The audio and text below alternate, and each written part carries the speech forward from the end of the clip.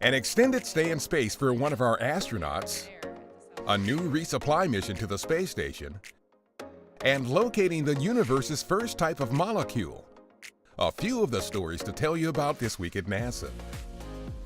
NASA and its International Space Station partners have made new crew assignments and set a new schedule for station expeditions that includes an expected record-setting flight for our Christina Cook.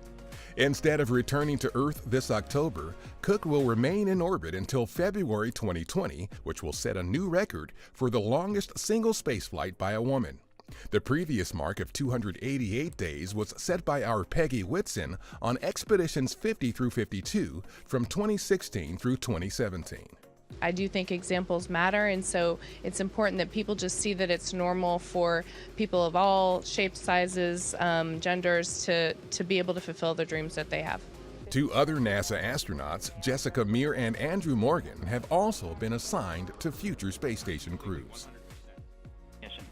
On April 17th, Northrop Grumman launched a Cygnus cargo spacecraft to the space station from our Wallops Flight Facility in Virginia atop the company's Antares rocket. The Cygnus, loaded with 7,500 pounds of research, hardware, and crew supplies, is named in honor of Roger Chaffee, one of the three NASA astronauts who died in the Apollo 1 fire in January 1967. The Cygnus is scheduled to remain at the station until July 23rd. Among the cargo on Northrop Grumman's Cygnus spacecraft are three free-flying robots that are part of the Astronomy project. The cubed robots are a follow-on to the Spheres robots already on the space station. They are designed to help develop and test technologies for use in zero gravity and help station astronauts do routine chores. Astronomy robots can operate in fully automated mode or be controlled remotely from the ground, freeing up astronauts to do work on other important tasks. Helium hydride, the first type of molecule to ever form in the universe, has been detected in space for the first time ever. Our Sophia Airborne Observatory discovered the molecule's signature in a planetary nebula near the constellation Cygnus, some 3,000 light-years away from us. The molecule first formed about 100,000 years after the Big Bang, when atoms of helium and hydrogen combined. Researchers have long believed helium hydride should be present in some parts of the modern universe, but it had never been detected in space until now.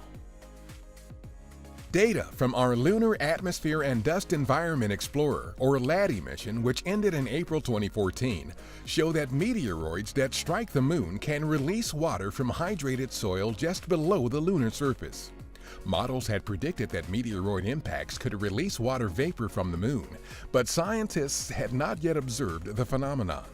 The findings will help us understand the history of lunar water, a potential resource for sustaining long-term operations on the moon and human exploration of deep space. Former astronaut and long-duration spaceflight pioneer Owen Garriott died April 15th at his home in Huntsville, Alabama.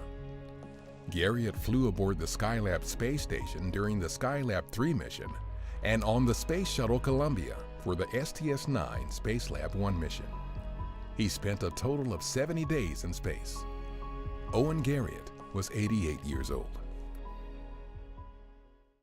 That's what's up this week at NASA. For more on these and other stories, follow us on the web at nasa.gov/twan.